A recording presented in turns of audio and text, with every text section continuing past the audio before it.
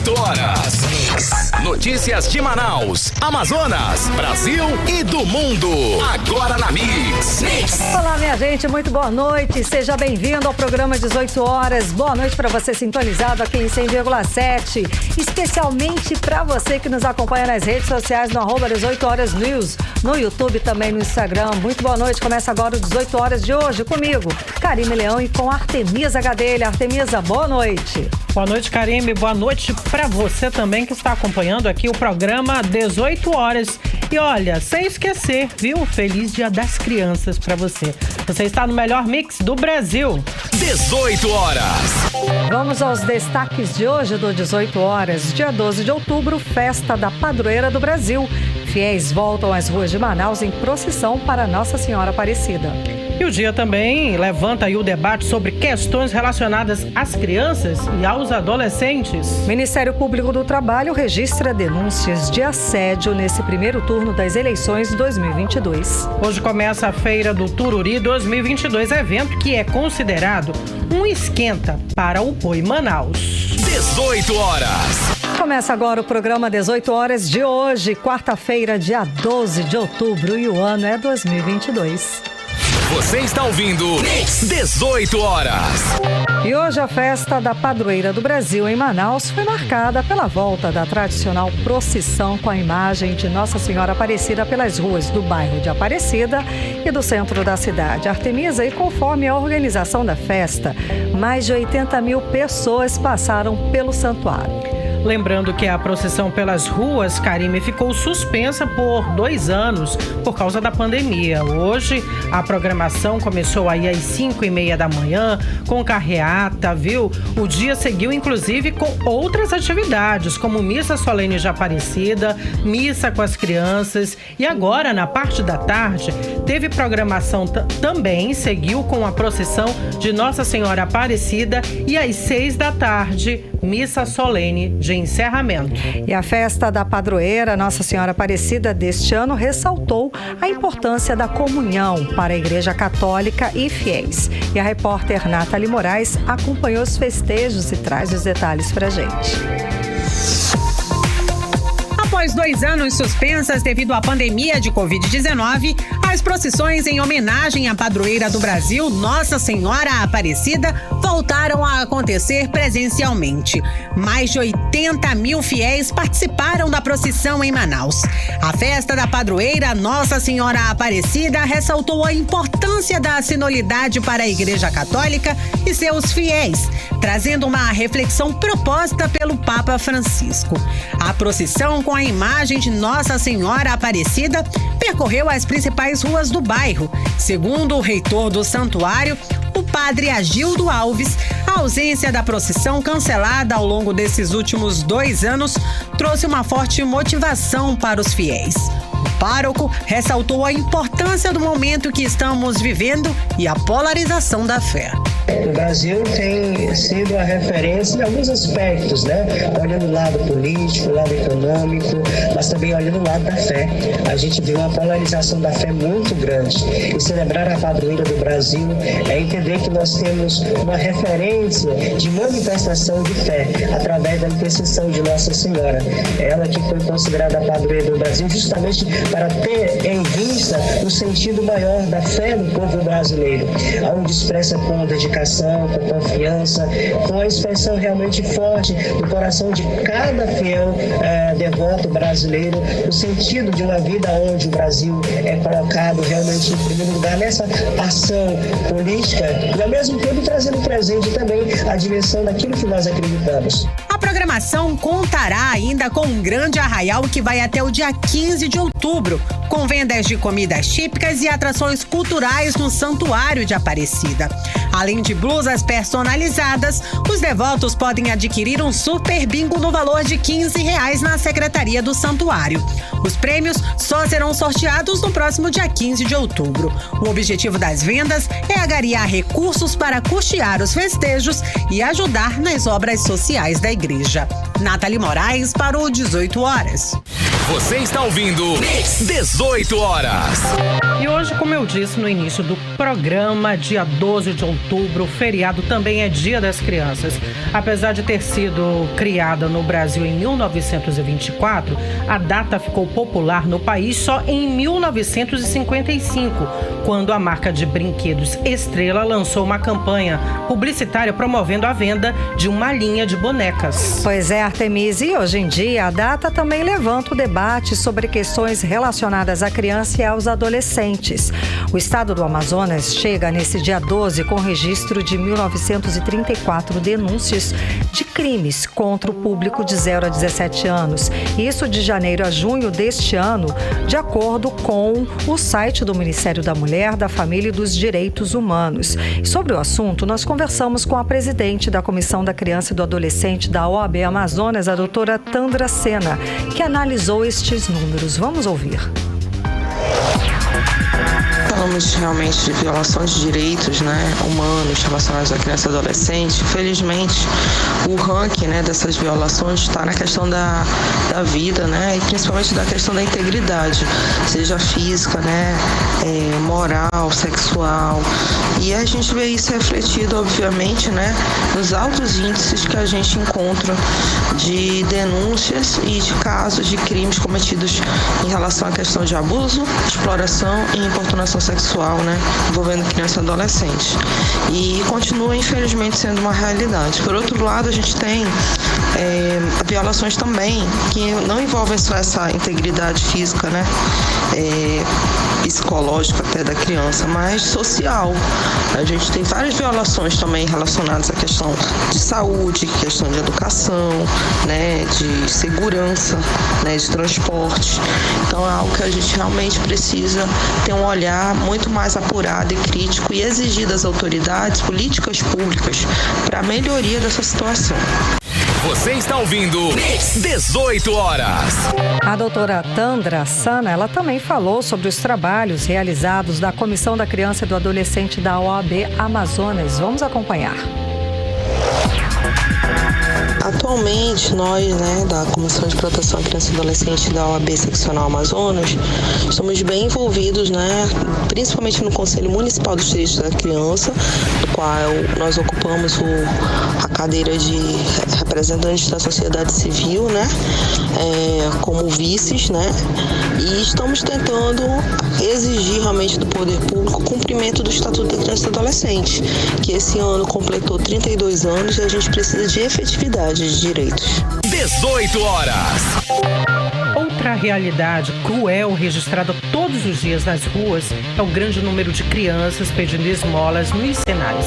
E a Comissão de Proteção e Defesa dos Direitos das Crianças da Assembleia Legislativa do Estado do Amazonas realiza a campanha Não Dê Dinheiro, Dê Futuro. Exato, Artemise. A campanha acontece com ações de panfletagens nas ruas em pontos estratégicos da cidade, conscientizando a população sobre o perigo que representa esse gesto. Eu conversei com o deputado Álvaro Campelo, que faz os trabalhos sobre essa questão. Vamos ouvir o que ele disse. O nosso trabalho de conscientização ele continua para que as pessoas não incentivem as crianças a pedirem esmola, já que por trás desse gesto de solidariedade tem uma situação de exploração, de violência realizada pelos próprios pais e também pelos seus responsáveis. Como eu já falei outras vezes, muitos menores eles são alugados diariamente, tendo que alcançar uma meta diária em dinheiro. Se não alcançarem, eles são violentados. Você está ouvindo 18 horas. E para a população poder ajudar, pode denunciar casos desta natureza pelo telefone 99 110 44 11. 99 110 44 11. 18 horas. O Ministério Público do Trabalho registrou denúncias de assédio eleitoral em todo o país. Segundo os relatos, os trabalhadores foram ameaçados de demissões, coagidos ou receberam promessas de benefícios para votar em determinado candidato apoiado pela empresa. Isso não pode, né, Karime? Segundo o Comitê Amazonas de Combate à Corrupção Eleitoral, aqui no estado também foi registrado casos de denúncias de assédio eleitoral de empresas contra funcionários nas eleições deste ano. Vamos aos detalhes com a repórter Odinei Araújo. Diante da polarização das eleições desse ano, o que não faltou no Brasil foi assédio eleitoral, inclusive no ambiente de trabalho. Trabalhadores foram ameaçados de demissão, coagidos ou receberam promessas de benefícios para votarem em determinado candidato apoiado pela empresa. Aqui no Amazonas, a situação não foi diferente, mas apenas um caso de assédio eleitoral no trabalho chegou ao conhecimento do Ministério Público do Trabalho, como relata o presidente do Comitê Amazonas de Combate à Corrupção Eleitoral, Carlos Santiago. Inclusive, o comitê está acompanhando as atividades de um grupo de empresários que prometeram ajudar determinada candidatura. Isso não é proibido, mas se tiver abuso do poder econômico, uso de espaço comum, de uso comum, se configura como crime eleitoral.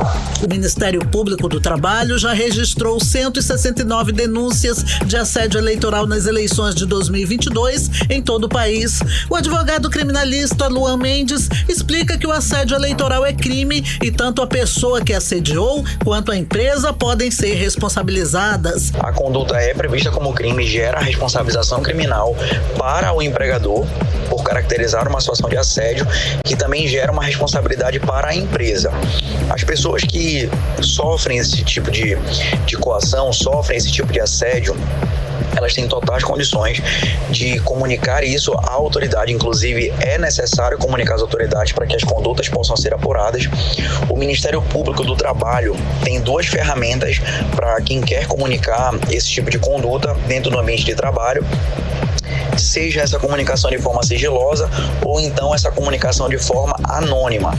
Essa comunicação pode ser feita ao Ministério Público do Trabalho, tanto no site quanto na própria sede do órgão, na Avenida Mário Ipiranga, bairro Flores. A pessoa que denunciar não será identificada pelo empregador. O presidente do Comitê de Combate à Corrupção, Carlos Santiago, pede que o trabalhador que esteja sendo coagido eleitoralmente, que denuncie para que os culpados sejam penalizados. Cabe ao funcionário da empresa, cabe ao servidor público, cabe àquele que está sendo aliciado para vender e trocar seu voto, denunciar a Justiça Eleitoral, denunciar ao Ministério Público do Trabalho e denunciar ao Poder Judiciário, em especial a Justiça Eleitoral. O Brasil não pode ser um país em que o eleitor não tenha liberdade de escolher os seus representantes e os seus governantes. As denúncias também podem ser feitas ao Comitê Amazonas de Combate à Corrupção pelo telefone 99977-9680. A região sul do país foi a que mais registrou casos de assédio eleitoral no trabalho. Foram 79 contra 43 denúncias da região sudeste e 23 no nordeste. As regiões centro-oeste e norte foram as que menos registraram assédio eleitoral, segundo o Ministério Público do Trabalho. Foram 13 no centro-oeste e 11 no norte. Odinei Araújo para o 18 horas. Você está ouvindo 18 horas.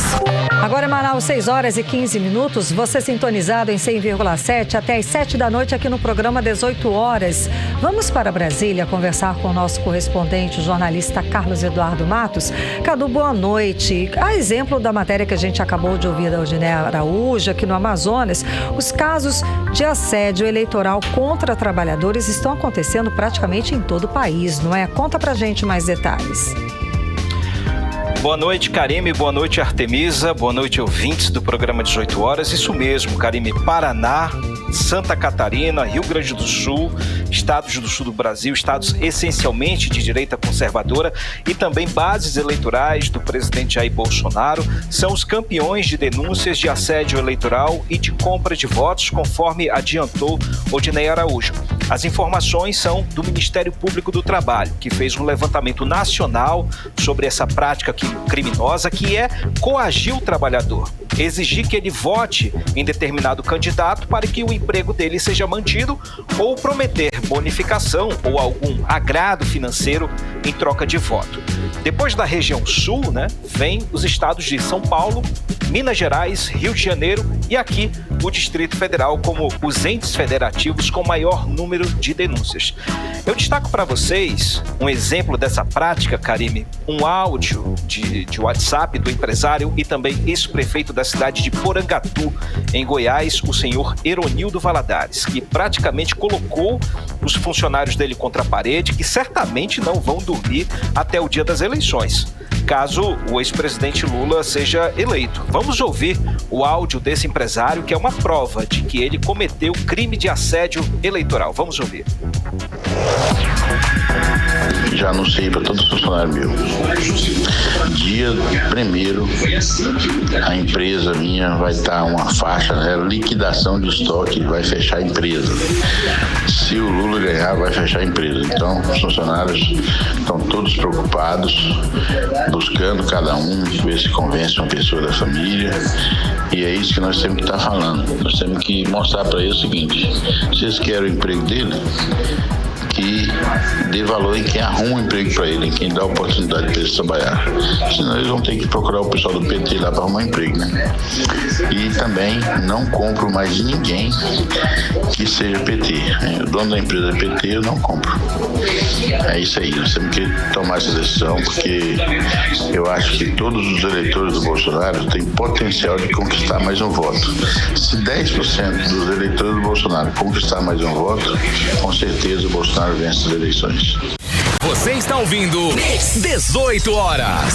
A gente acompanhou aí o áudio do empresário e ex-prefeito de Porangatu, Eronildo Lopes, numa clara demonstração do que é assédio eleitoral contra os trabalhadores. Cadu, esse caso vai ficar assim mesmo? Com certeza não, porque já chegou às mãos do Ministério Público do Trabalho e a Polícia Federal, Karime. Então, esse caso já está sendo investigado, como tantos outros, que aconteceram no sul do país. Teve outro caso também em uma cidade de interior do Rio Grande do Sul, que foi multada em R$150 mil por indenização moral a todos os funcionários, e cada funcionário recebeu também R$2 mil pelo constrangimento, pela pressão que receberam. Ou seja, são multas graves, multas pesadas, que são aplicadas às empresas e colocam em risco o funcionamento dessas empresas. O empresário aí fez pressão sobre os trabalhadores para eleger um candidato e acaba falindo por causa das multas. Pensa na consequência, então, dessa prática criminosa, É importante que o empresário fique atento nessa questão. A questão Karime, também, Cadu, rapidinho, depois como é que se trabalha? Como é que ambiente é esse de trabalho também? Com certeza, de repente, depois... demissão, Exato. A conta. Exatamente. A pessoa vai ser demitida, de repente está difícil encontrar trabalho, para onde que ela vai? A perseguição dentro do ambiente de trabalho também. Então, desencadeia todo um problema social também, além de econômico. Isso mesmo. A relação de trabalho fica estremecida. Sem dúvida. Que não acaba, independentemente de quem ganha, de quem perde nessas eleições, a relação entre patrão e empregado já perdeu. Então resta ao trabalhador ou ser demitido, entrar em acordo ou pedir a conta, porque acabou a confiança naquela relação de trabalho ali, Karine? Exato. Agora, o Ministério Público do Trabalho foi acionado pela equipe de campanha do PT, que também acionou o Tribunal Superior Eleitoral, o TSE, pedindo que seja feita uma campanha em todo o país, no rádio, na TV, nas redes sociais, para estimular as pessoas a denunciar os empresários que estariam cometendo crime eleitoral. E de acordo com o partido, Karine, essa prática criminosa explodiu nos últimos dias em todo o país. A maioria dos denunciados são pequenos e médios empresários, e não os grandes, como a gente tem visto vez ou outra nas eleições passadas. o partido teme que os empresários, além de reterem os documentos dos empregados, conforme foi dito aí pelo Eronildo, que ele teria feito, né, desse áudio que ele passou, os empresários obriguem também os trabalhadores a prestarem serviço no dia 30, dia da votação, impedindo que essas pessoas exerçam seu direito ao voto.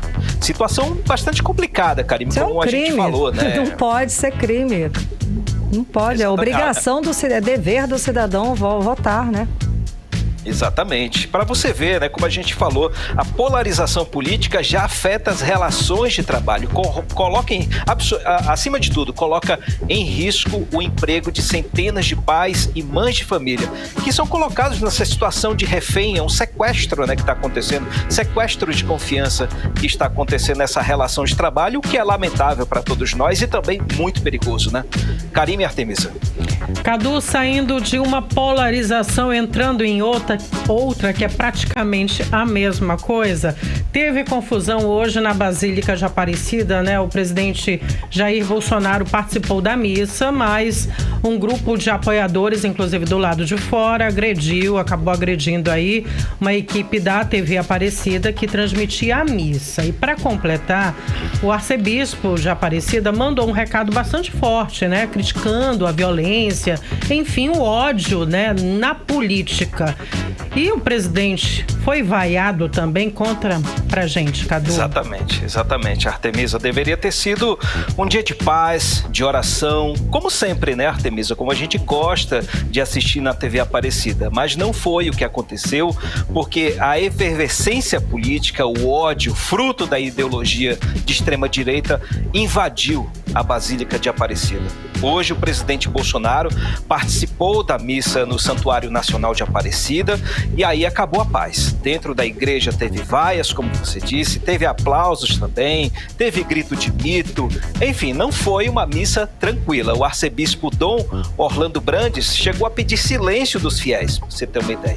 E durante a homilia, Dom Orlando fez um discurso forte, como você disse aí, criticando a violência, o ódio na política e, principalmente, o uso do cristianismo e da fé para angariar votos, repetindo a nota de ontem da Conferência Nacional dos Bispos do Brasil.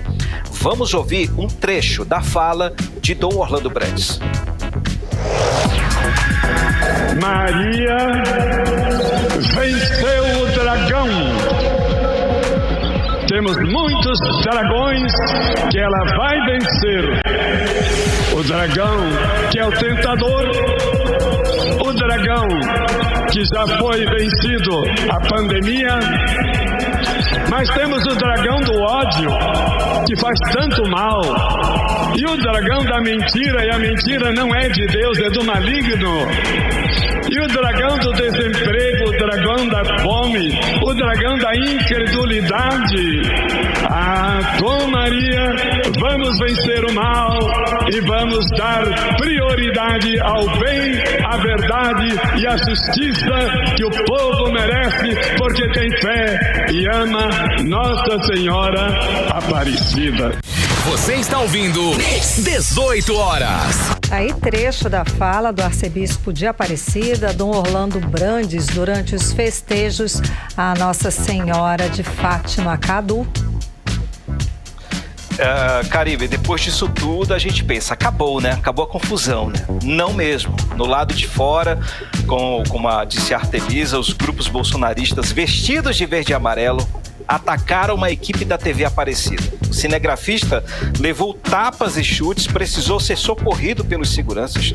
Depois disso, na área externa da Basílica, os bolsonaristas também atacaram um homem que vestiu uma camisa vermelha. Veja você. Mas e a equipe da TV Aparecida foi atacada por quê? A gente sabe? Falaram algum motivo? Ou porque é a imprensa. É a imprensa. Cara, não dá para explicar a cabeça desse mas pessoal, a imprensa...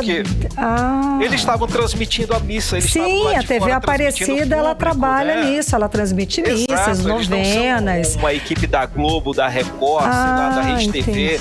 Eles eram apenas trabalhadores fazendo a transmissão. E dava para ver na transmissão deles próprios, da TV Aparecida, que esse grupo estava bebendo cerveja lá durante a missa. Então eles atacaram o repórter, atacaram o cinegrafista de forma deliberada, desenfreada, ideológica, chamando eles de petista, de fora, imprensa lixo, Globo lixo. Você acredita? Eu fico envergonhado, sabe? Eu não sei nem o que dizer, né? É uma perplexidade com uma incredulidade. Eu não sei nem o que dizer. Olha, realmente, são vamos lá. São os tempos dessa eleição. É aquilo que a gente fala. Aí vamos refletir aqui. Bolsonaro tem culpa? Em parte, porque ele não chamou aquelas pessoas para lá. Mas ele também incentiva essas pessoas a fazerem isso ao não falar nada sobre o que essas pessoas estão fazendo. É papel dele dizer, gente, calma, gente. Então vamos ter paciência, vamos ter tranquilidade, vamos nos acalmar, porque esse é o momento. Ele teve a oportunidade de fazer isso e não fez. Então ele incentiva essas pessoas a destilarem o seu ódio ideológico, né? E vale pensar, aquilo lá é o santuário de Nossa Senhora Aparecida. Inclusive saiu no Twitter que o padre Camilo Júnior, da Basílica Antiga de Aparecida, ele falou que todas as pessoas que estavam ali participando da missa estavam de parabéns porque elas foram lá em busca de bênção e não em busca de votos. Isso que é importante restabelecer a ordem, restabelecer a situação dentro da igreja, né? Para você ver, desde ontem a gente vem falando. Sim. Essa questão do cristianismo, uso do cristianismo em troca de voto, essa demonização da política está invadindo as casas, a cabeça das pessoas. Isso é muito perigoso até o dia 30, Karine. Sem dúvida. Infelizmente, acredito que a gente vai ter muito fato como esse para noticiar aqui no 18 horas. Cadu, mudando um pouquinho de assunto. Bom, no site do Senado está sendo feita uma enquete sobre um projeto de lei que tenta legalizar o voto impresso e auditável. Ainda essa história. É mais uma manobra para fazer o assunto voltar a ser discutido no Congresso Nacional? Cadu, conta pra gente. Isso mesmo, o objetivo é esse, Karime. A questão do voto impresso e auditável, como você disse, foi superada no Congresso Nacional no ano passado, após uma votação entre os parlamentares, com apoio inclusive do presidente da Câmara, Arthur Lira, e do presidente nacional do PL, que é o partido do presidente Jair Bolsonaro, o senhor Valdemar da Costa Neto. Mas aí surgiu essa alternativa de tentar esquentar o assunto dentro do Poder Legislativo. Está acontecendo uma consulta pública no site do Senado, no E-Cidadania, sobre o Instituto do Voto Impresso e Auditável. Como regra no Senado, se a consulta pública tiver maioria favorável, a proposta é convertida em projeto de lei e passa a tramitar na Casa Alta. Ou seja, foi um caminho encontrado pelos apoiadores do voto impresso para esquentar o tema novamente dentro do Poder Legislativo. E claro, a ideia é aproveitar que no ano que vem, a maioria do Senado vai ser de parlamentares de direita conservadoras que são afeitos aí a essa proposta. Essa proposta aí do voto impresso e auditável está em votação nesse momento, com mais de 1.760.000 votos favoráveis, enquanto que os votos contra são 1.400.000, ou seja, quem está votando sim, está votando com mais força e está vencendo o sim. Claro que essa consulta pública, se ela avançar e seguir para projeto de lei, vai encontrar a resistência do atual presidente do Senado, né, o Rodrigo Pacheco, mas ele que se cuide, porque ele já não conta com tanto apoio assim para se reeleger no ano que vem e servir como uma trava aos projetos ideológicos aí pautados pela direita. E agora, falando de Câmara dos Deputados, Karine, atualizando vocês sobre a questão das investidas do presidente Arthur Lira contra os institutos de pesquisa, assunto que a gente falou alguns dias atrás. Essa semana ele fez uma jogada para tentar colocar esse assunto em discussão no plenário. Era um assunto difícil de ser discutido no plenário, mas ele arrumou um jeitinho lá. Ele reuniu os projetos de lei que foram apresentados agora recentemente pelos parlamentares aliados e anexou todos esses projetos a um outro projeto que tramita na Câmara há alguns anos, que já está pronto para ser votado. Ou seja, pegou o velho e transformou em novo.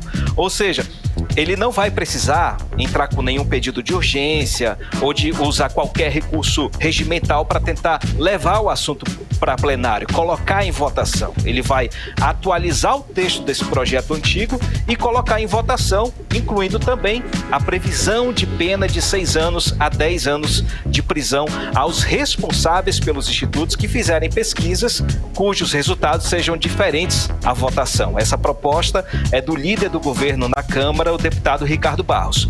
Então vamos aguardar, porque esse deve ser o assunto dessa quinta e sexta-feira que vai esquentar o painel, o palco da Câmara dos Deputados essa semana. Volto com vocês, meninas. Obrigada pelas informações, Cadu. Boa noite, bom trabalho. Valeu, gente. Um abraço. Até amanhã. Tchau, tchau. Agora, às 6h31, você segue sintonizado em 100,7 no programa 18 horas até às 7 da noite.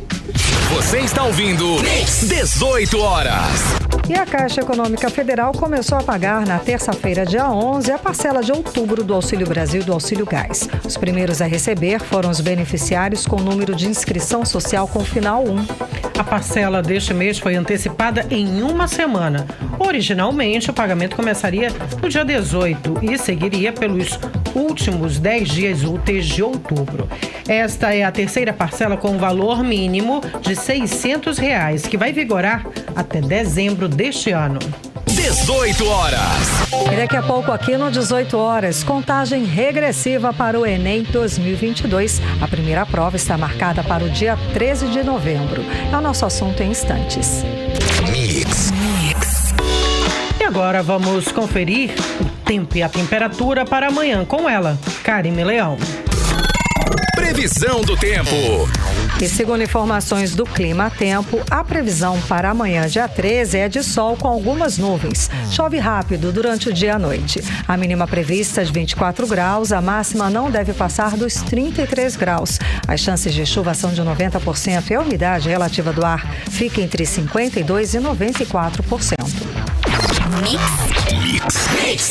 E a região amazônica tem o período da cheia, quando os rios sobem, e o período da vazante, quando as águas baixam, a chamada seca, a atual fase aqui da região. A população aqui do Amazonas conhece bem esses períodos, né, Artemisa? Isso mesmo, Karime. Atualmente, inclusive, o rio está baixando, viu? Uma média de 20 centímetros por dia.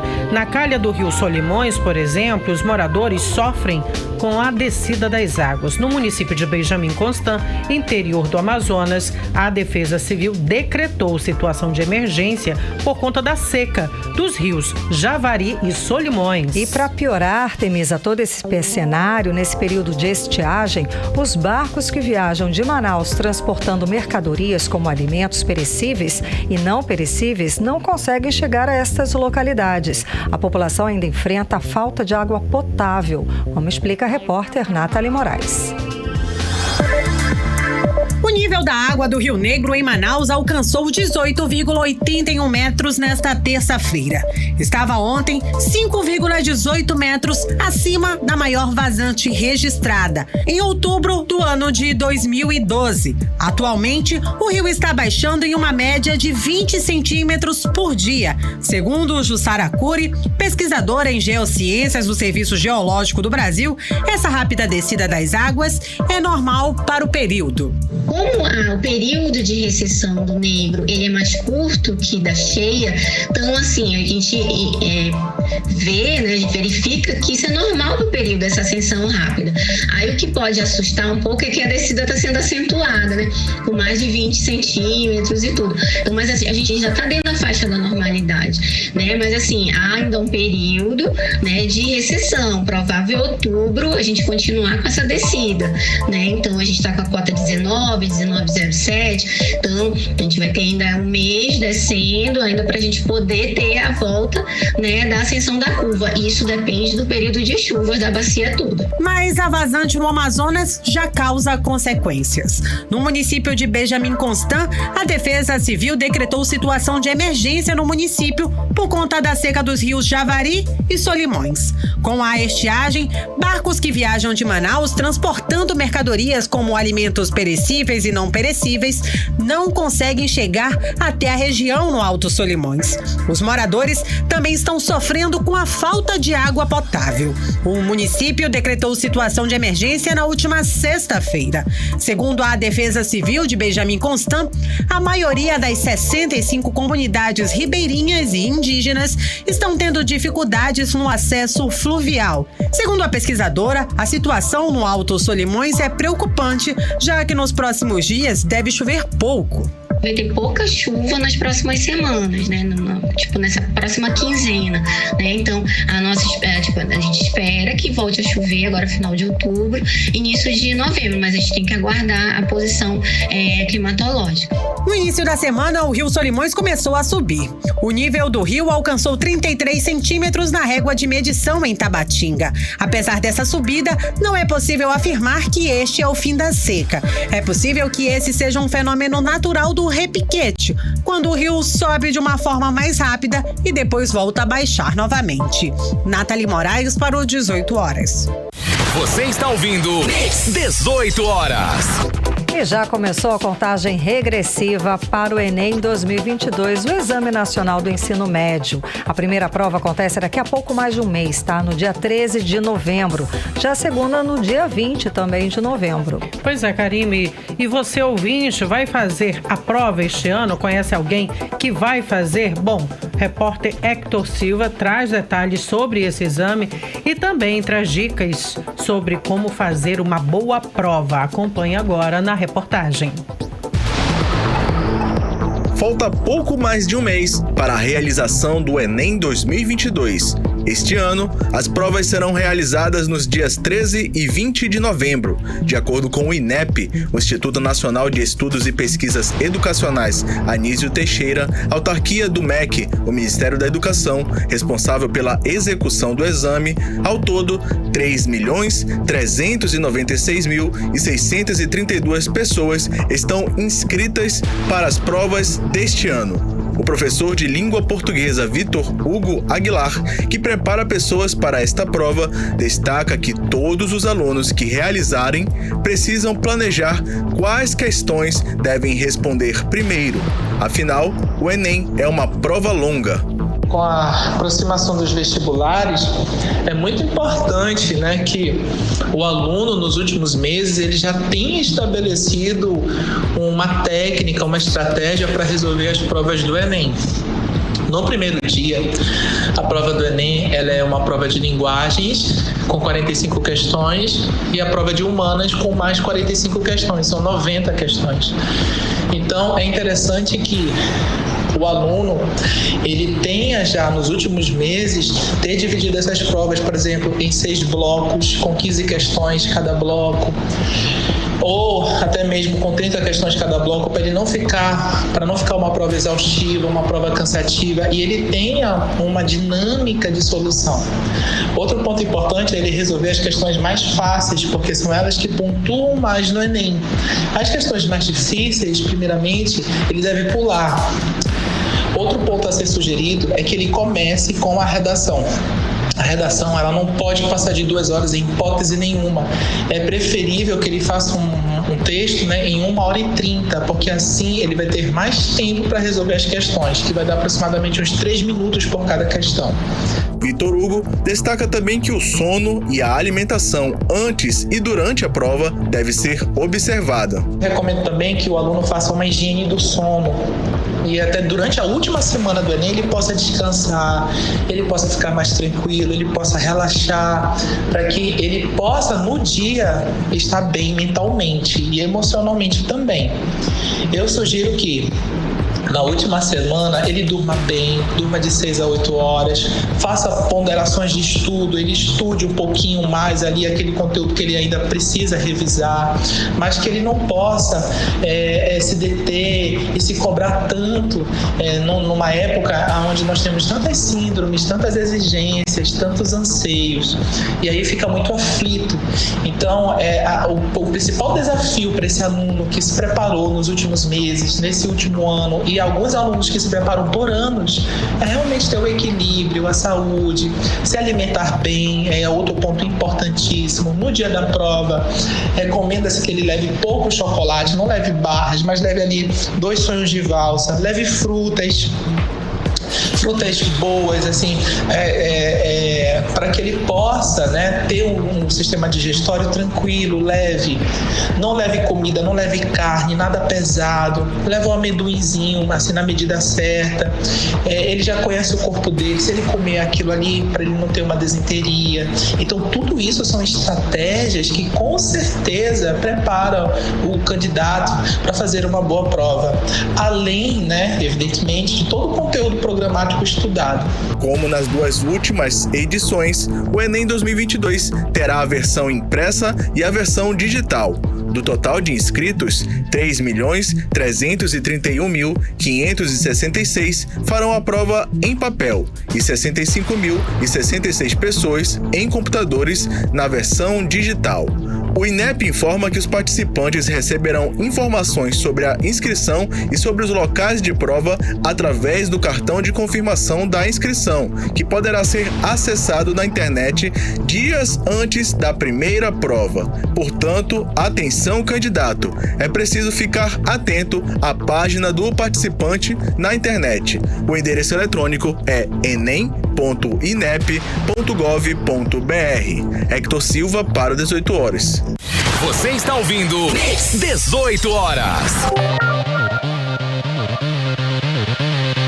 E em instantes, aqui no 18 horas, o Ministério Público da União anuncia a criação de polícia própria para garantir a segurança de procuradores durante as operações. É o nosso assunto em instantes no 18 horas. 18 horas.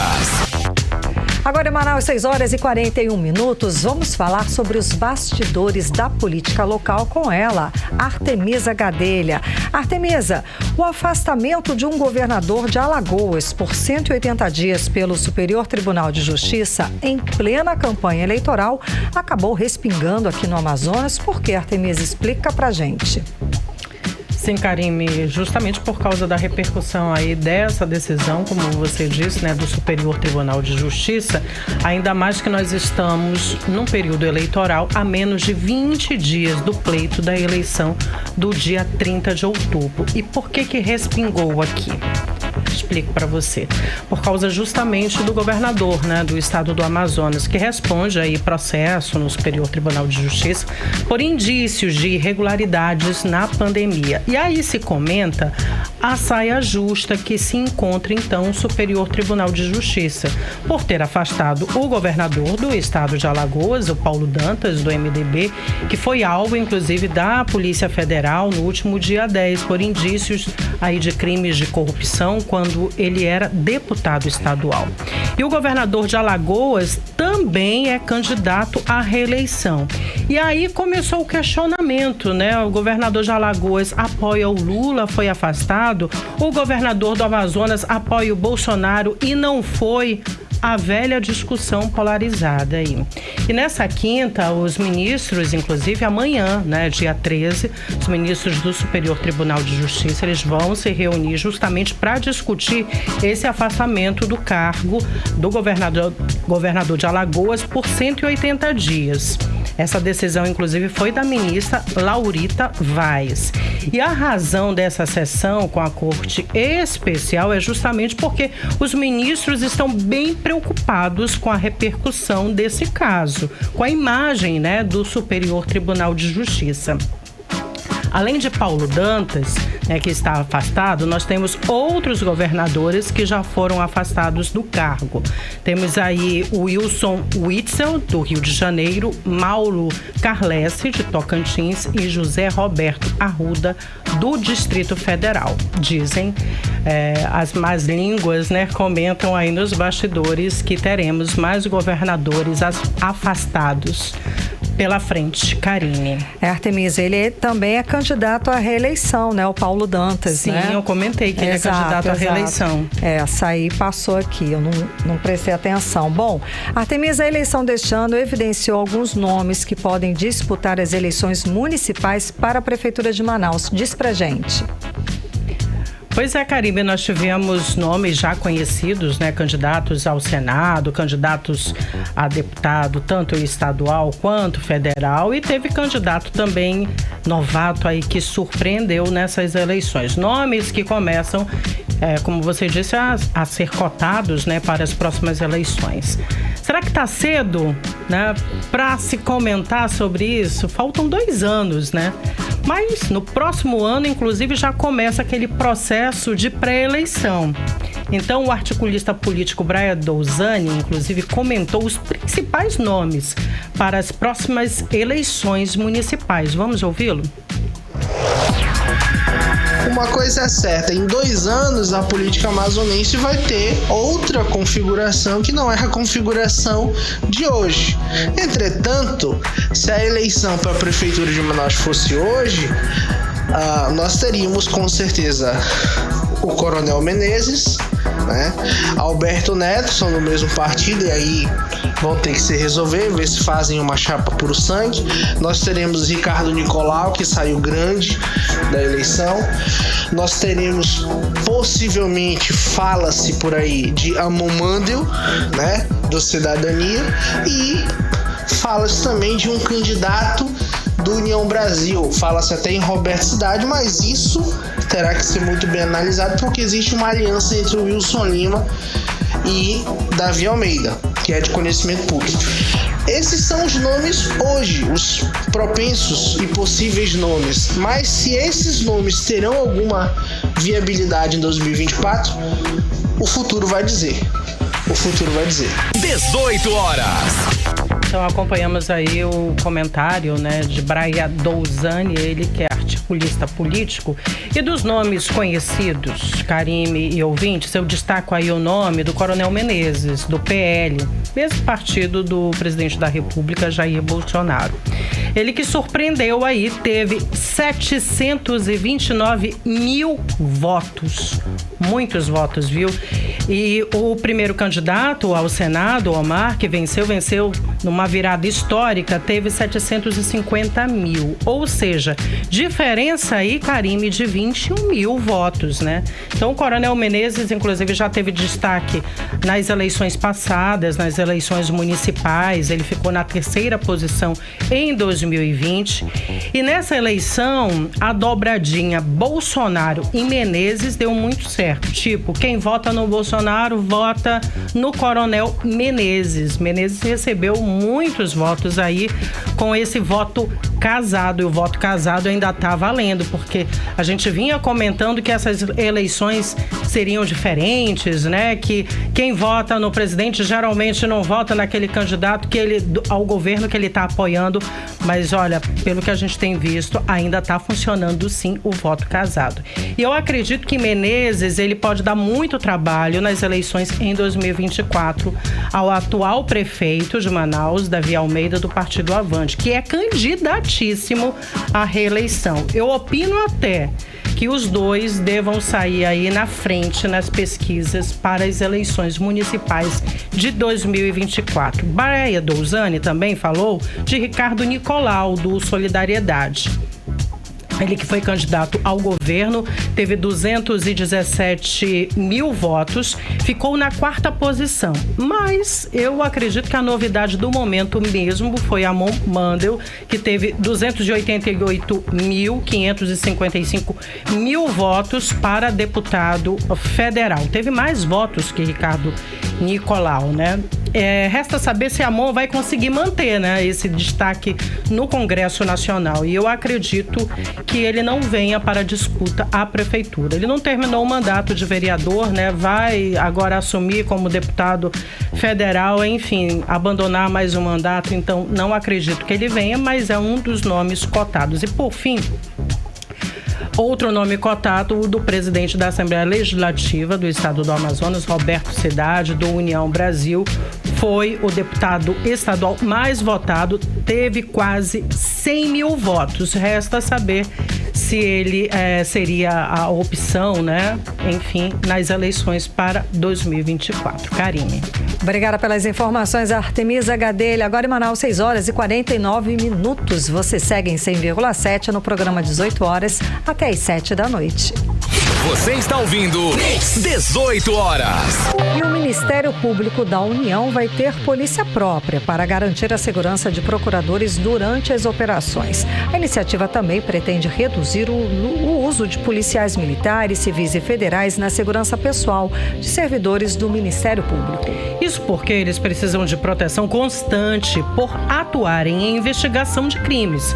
A futura polícia do Ministério Público da União pretende beneficiar a Amazônia e desafogar as demais forças dos estados.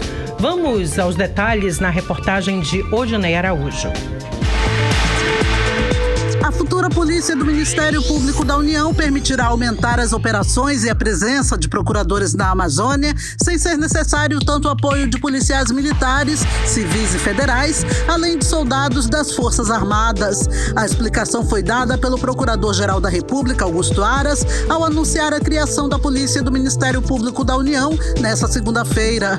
Ainda conforme Augusto Aras, a futura polícia do Ministério Público beneficiará a Amazônia e desafogará as demais forças dos estados, além de aumentar a atuação do Ministério Público da União em toda a região norte. Em maio, o PGR oficializou a criação de 30 representações do Ministério Público na Amazônia. 5 compartilharão atuação no Acre, Rondônia e Roraima e mais 5 no Pará, Amapá e Mato Grosso, além de outras áreas vizinhas da Amazônia brasileira. As outras 20 representações terão funções de coordenação para a tutela de unidades de conservação ambiental em toda a região norte.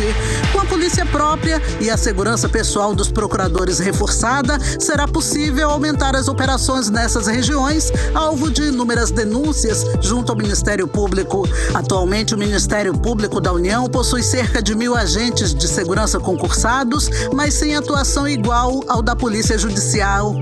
A criação da Polícia do Ministério Público vai possibilitar que seus integrantes tenham segurança jurídica na atuação, o que os respaldará para ter poder de polícia, como, por exemplo, restrição ao porte de arma em ambientes e locais de atenção e presença dos procuradores.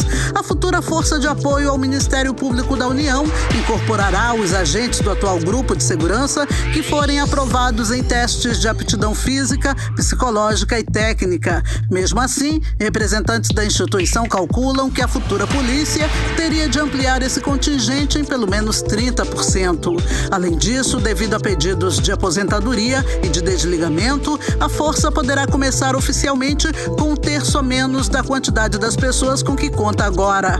Para repor quem está saindo e chegar a um mínimo de 1.300 policiais no Ministério Público da União, será necessário fazer concurso público, ainda sem qualquer previsão de realização. O Ministério Público da União é composto por 4 ramos: Ministério Público Federal, Ministério Público Militar, Ministério Público do Distrito Federal e Territórios e Ministério Público do Trabalho. O 18 horas tentou ouvir o Ministério Público Federal no Amazonas sobre o assunto, mas por se tratar de um anúncio feito pelo Procurador-Geral da República, Augusto Aras, eles preferiram não se pronunciar. Odinei Araújo para o 18 horas.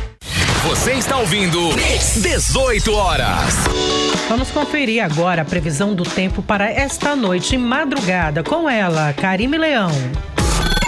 Previsão do tempo. Segundo informações do Climatempo, a previsão é de pancadas de chuva durante a noite e a madrugada. A mínima prevista é de 24 graus, a máxima pode chegar a 34 graus. As chances de chuva são de 67% e a umidade relativa do ar fica entre 48% e 91%. Mix. E hoje começa a Feira do Tururi 2022, evento que é considerado um esquenta aí para o Boi Manaus. Hector Silva traz os detalhes sobre o evento agora na reportagem. No ritmo do 2 pra lá e 2 pra cá, a Feira do Tururi 2022 começa nesta quarta-feira, dia 12, na Alameda do Samba, zona centro-sul de Manaus. O evento conta com apresentações de mais de 50 atrações até o dia 20 de outubro e também com ambulantes que vendem os tururis, como é conhecido os abadás aqui no Amazonas, de diversos artistas. O local também está aberto para a venda de adereços como brincos, cocais e pulseiras, objetos estes usados pelos brincantes do Boi Bumbá. Alonso Oliveira, diretor-presidente da Manaus CUT, a Secretaria de Cultura da Prefeitura de Manaus, destaca que 3 editais foram lançados para que o evento possa ser executado com maestria. O evento acontece do dia 12 ao dia 20. São 9 dias de circuito. Todas as secretarias do município estão trabalhando conosco de forma integrada. O IMU estará interditando hoje a Alameda do Samba, ali em torno das 17 horas. A Lores Cordovil, também uma parte da Lores Cordovil.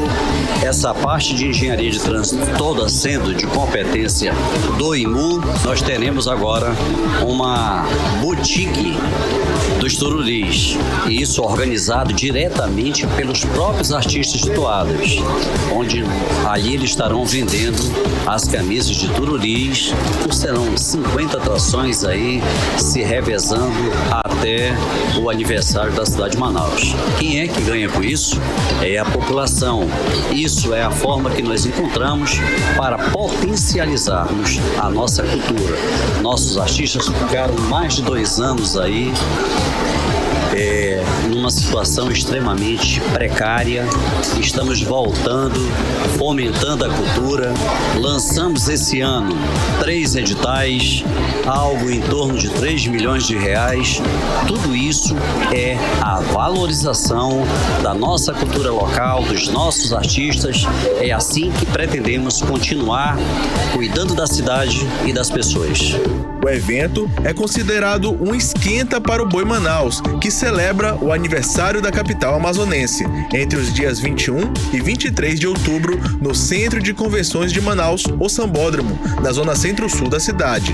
Alonso Oliveira destaca que este ano os trios elétricos, tão comuns nas edições anteriores do Boi Manaus, retornam para o evento. Também haverão homenagens aos artistas de Boi Bumbá que faleceram recentemente. Outra inovação que nós vamos estar trazendo, além dos trios, é que cada um deles estará homenageando nossos saudosos ícones da música de toadas.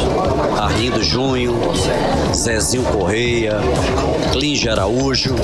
Segundo a Prefeitura de Manaus, os tururis servem de ingresso para o acesso ao Boi Manaus. Todos serão comercializados durante a feira no valor de R$30 e terão acesso às 3 noites.